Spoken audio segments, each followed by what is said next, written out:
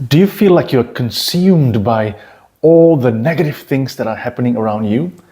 Do you feel like nothing is going your way? You are trying to cut a break for yourself in some area of your life? Do you feel like financially you're in trouble, in relationships you're not getting through, and maybe you're struggling with some kind of physical illness, and everything from studies to careers, nothing seems to go the way you want it? Well, this passage for you today might be just right in Jesus trying to help us see through the storms in life.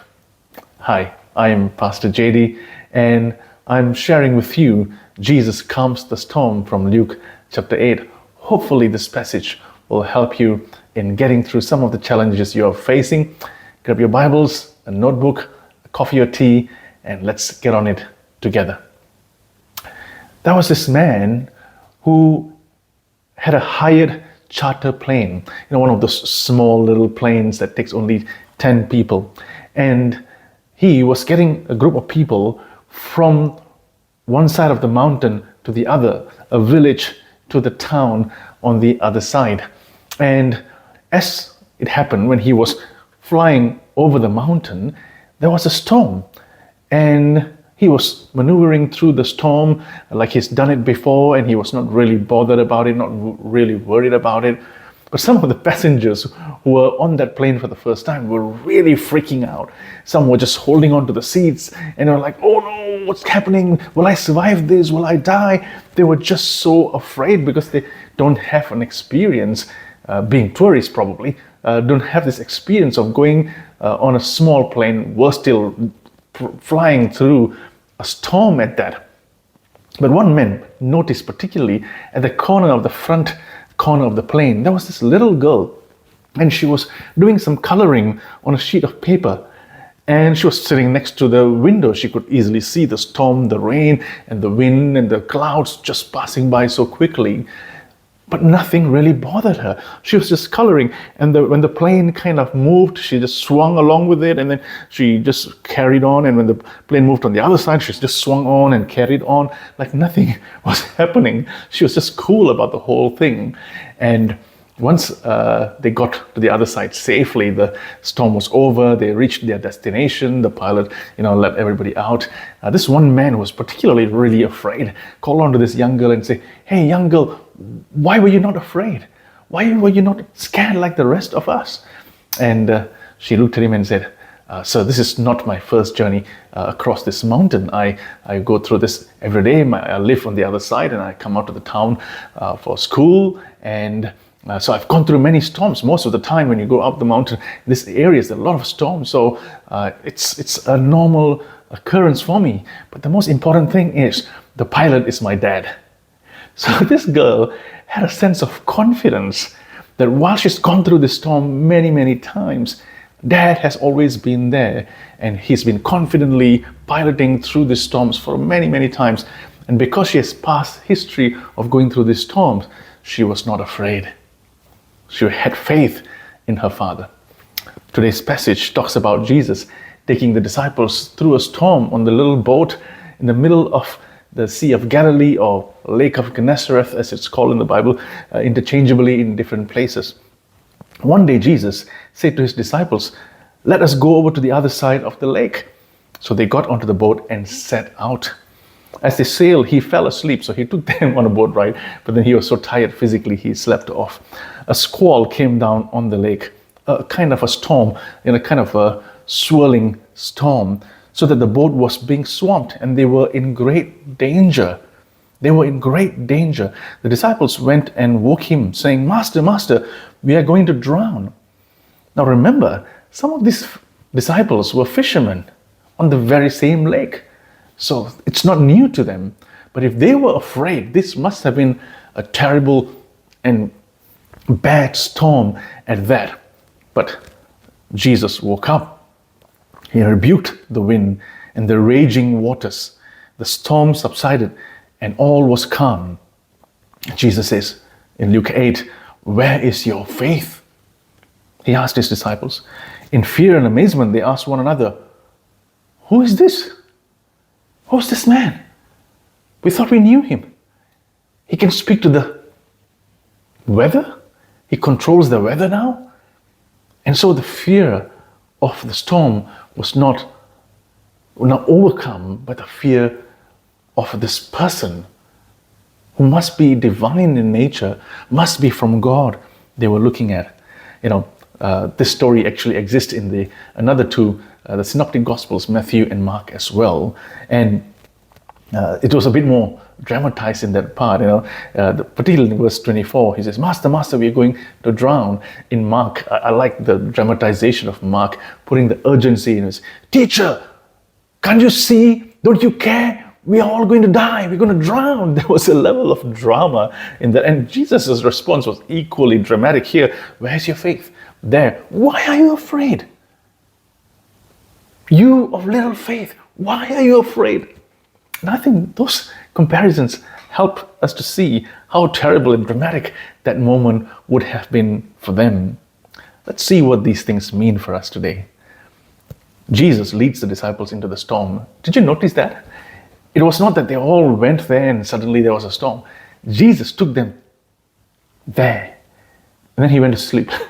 He took them. He's divine, he's God. He had a plan. It's almost like he kind of conjured a plan to teach them about faith. And then he takes them to the lake and then he goes to bed.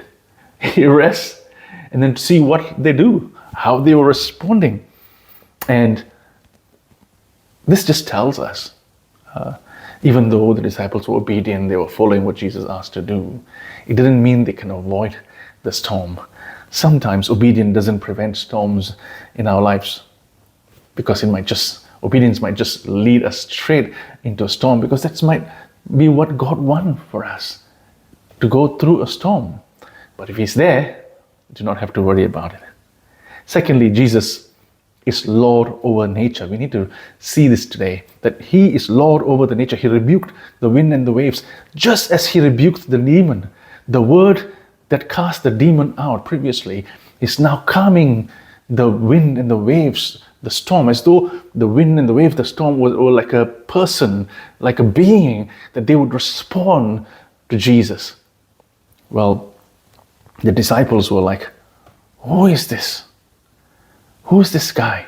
They saw the divine nature and the divine authority of Jesus. They're getting a glimpse of the godness of Jesus. Before this, they just saw Him as a rabbi, a teacher, someone who had something to give them. But now they're seeing that He is from God, of God, and God. There's a glimpse of who He is. The storm instantly stopped, instantly calmed down. It was not like a natural calming down over time. Instantly at His word, it calmed down, and this changed everything. And we see thirdly, there was a causation for faith to grow from that moment of fear. What they thought was going to be their death now became the cause for growth in faith. He says, where is your faith?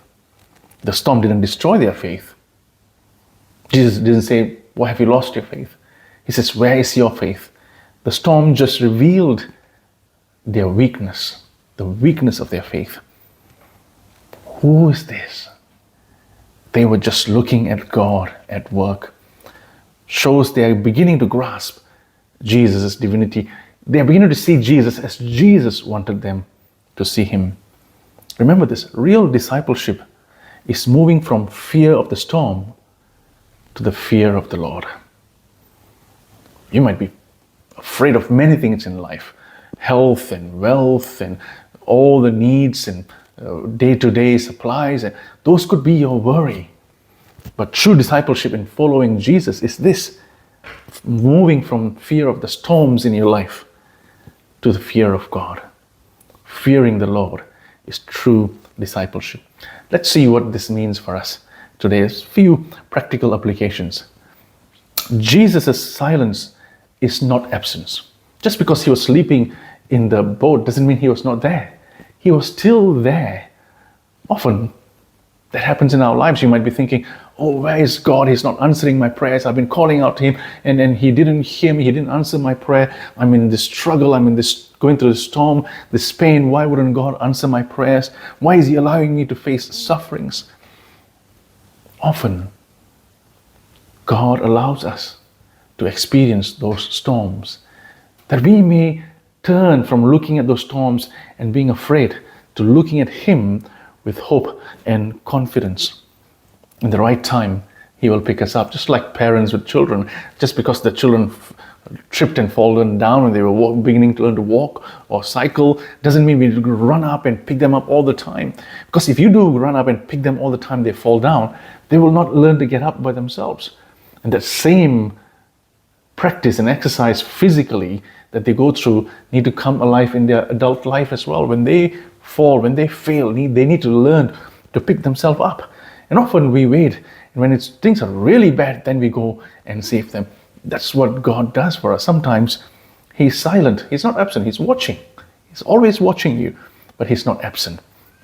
He waits for us to be done with our all human effort, ability, and He waits for us to cry out to Him.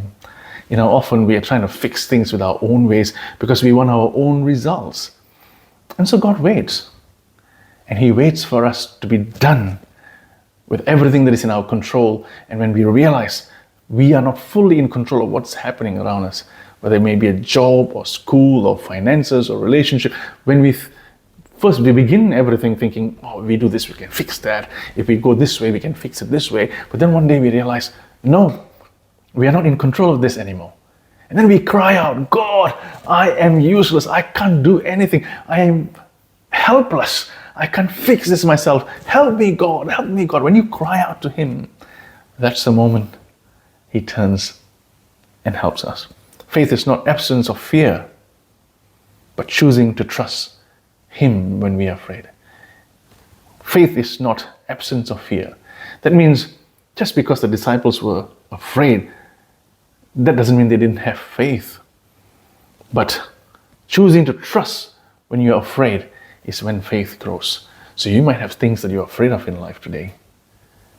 Do you choose to trust Him even when you are afraid? Trials and tests reveal the state of our faith. So you might be going through something today, but what does it tell you about the state of your faith? Are you still struggling to find answers yourself, or have you completely surrendered to God? Sometimes God allows us to go through these storms. Other times, He leads us into those storms, just like He did with the disciples. What is your storm today, my friend? What is the storm that is causing you that fear? What are the winds and the waves of those storms that is keeping you in anxiety and worry every moment of your day and every day that you wake up? May I encourage you to cry out to Jesus. Just cry out. Just say, God, I am done trying to fix these things on my own. I look to You for answer. I look to You for a way out of this storm. I look to You for strength to get through these storms. Hold on to Jesus. That's what I do. Every time I'm faced with trouble, every time I'm faced with something I know that I'm not in control of, every time in life when I wake up every day in the morning, I just hold on to Jesus and say, God, get me through this day. Get me through these troubles. Get me through everything I need to face each and every day. Trust Him to calm your storms today. Trust Jesus to calm your storms today. He will either calm your storm or get you through the storm. Remember Psalm 23. Even though I walk through the valley of shadow of death, I shall not fear evil, for Your rod and staff, they comfort me. The Bible doesn't tell us that when we become Christians, we will live a life that is absent of suffering or pain. The Bible doesn't promise us a bed of roses when we become Christian. We will face everything just like everybody else. But the difference is, when you believe in Jesus, when you put your trust on God, He holds your hands and walks you through it. He's present with you so that you are strong when you face those things in life. May God bless you. Whatever you are going through today, trust Him with it. I pray that in the name of Jesus, you'll find deliverance. God bless.